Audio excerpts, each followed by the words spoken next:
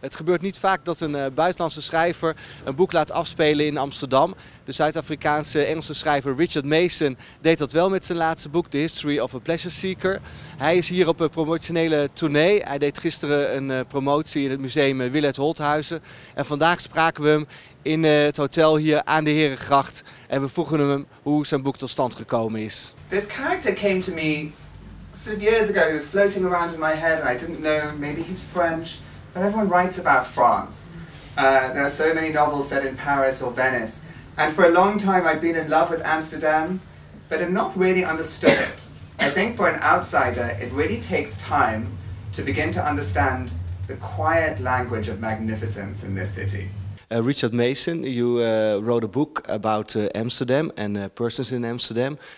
I came here for the first time to do the publicity for my first book, Verloren when I was 22, and I fell in love with the city, as so many people do.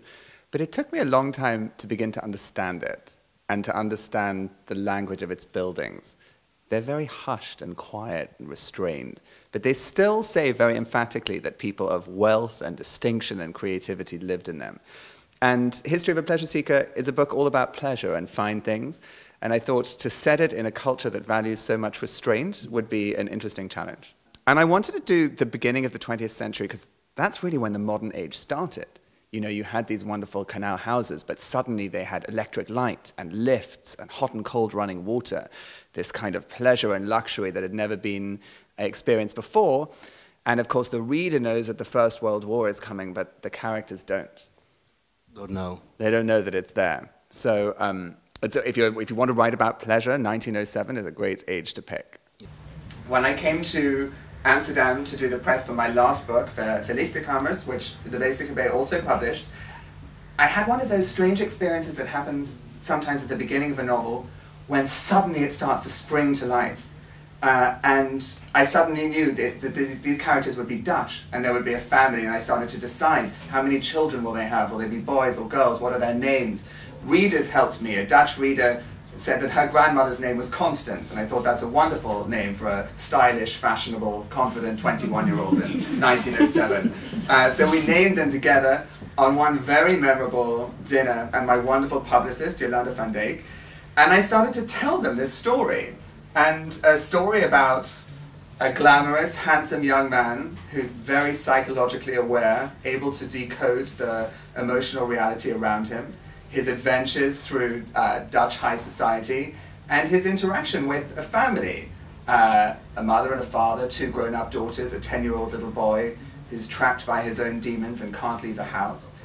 I told them really almost the whole story, and also I found, sometimes as a writer, to tell the story to a select group of people whose opinions you really value is tremendously beneficial. When you're a young writer, as soon as you're full of an idea, you want to tell everybody that idea because you don't understand how precious that energy is. That first energy when characters start to spring to life in your head, when the book starts to take on a life of its own. I once actually spent a whole night till 5 o'clock in the morning telling somebody minutely the plot of a novel. Didn't write any of it down, I didn't record it, I will never write that book. It's about Piet Barol, a guy who's a teacher, and he is going to get a job at a very rich family. To do what? He's applying for the position of tutor to the Vermeulen Sickerts family. They're the richest hoteliers in Europe. The house at Herengracht 605 is run like an Hotel du Grand Luxe, and their 10-year-old son, Egbert, refuses to leave it. So they employ a tutor to try and bring Egbert back into the real world. Yeah, yeah. So there are different stories in the book. He's the guy, the Piet Barol, he's a really Casanova for women, but also for men, eh?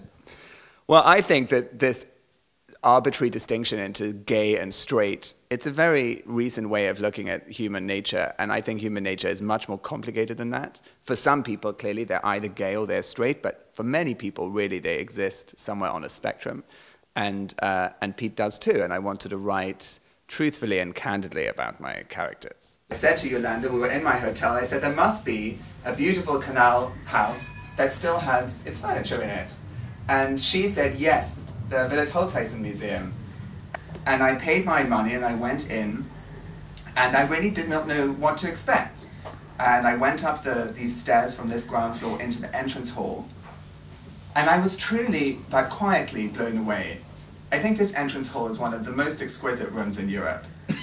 Without being ostentatious or showy, if you took a rich man's house in Paris, it would be 8 times the size of this house. In Gilded Age New York, it might be 20 times the size of this house. It's not even a very large entrance hall. And yet, the precision of its taste, the few things that are in it, this sort of wonderful progression of the light, when you're able to listen to it, and it's a whisper, it tells you very quietly that people of great distinction lived here. Pete is somebody who is very motivated by pleasure, but not in a shallow way. He values beautiful things. He also values beautiful experiences, getting into bed with crisp, clean sheets. He's able to experience that very profoundly. And he's very alive to the impulses of pleasure in his own body also. So a lot of the book is this very tense, erotic build-up with the lady of the house. Also with the daughters. And also with the daughters, and indeed with some men too. And Pete he's very at ease. I think people who are at ease in their own sexuality tend to be happier and also perhaps have more fun. Did you also read some Dutch books around that time to get some inspiration? You know, unfortunately, I don't read Dutch, and I'm very fortunate that this book is being compared to some of the great Dutch writers, but I didn't read any of them. I had to imagine it on my own. I did do a lot of research. I had a great Dutch researcher in Lanoy who helped me read texts and history books and also the censuses, all of that. And then I lived in Amsterdam, and I found this wonderful house at Herengracht 605, and I sort of fell in love with it and was able to imagine a whole family living in it. Okay. And for how long did you were here? I lived here maybe for 3 or 4 months when I was thinking about the book. And I guess that's another advantage of Amsterdam for the writer. The city's like a time machine. If you listen to Baroque music, you're in the golden age and you see people wearing ruffs and Rembrandt and all his friends. If you listen to music from the 1940s, there are Nazis lurking in every doorway. And this? Yeah, you can really travel backwards and forwards in time because the architecture has been so unchanged for 300 years. Yeah. And for a writer, that's a wonderful thing. Yeah. So did you also explore the gay life here in Amsterdam on that time? It's a very private question to ask. I think as a writer, you have to explore real life in all its forms. And, you know, I think that there have been gay people and bisexual people the whole way through human history. We tend to think that our generation was the first generation to discover tolerance or even sexual pleasure. And that's absolutely not true. There's a scene in the novel where Martin, the father of the house, you know, married to his wife, he sees one of his daughters flirt with Pete Barol, and Pete Barol doesn't respond because he's too clever to flirt with his master's daughter. And the master thinks, you know, maybe he's gay. But then he thinks of his own butler who's gay, and he thinks, no, he's not like Mr. Block.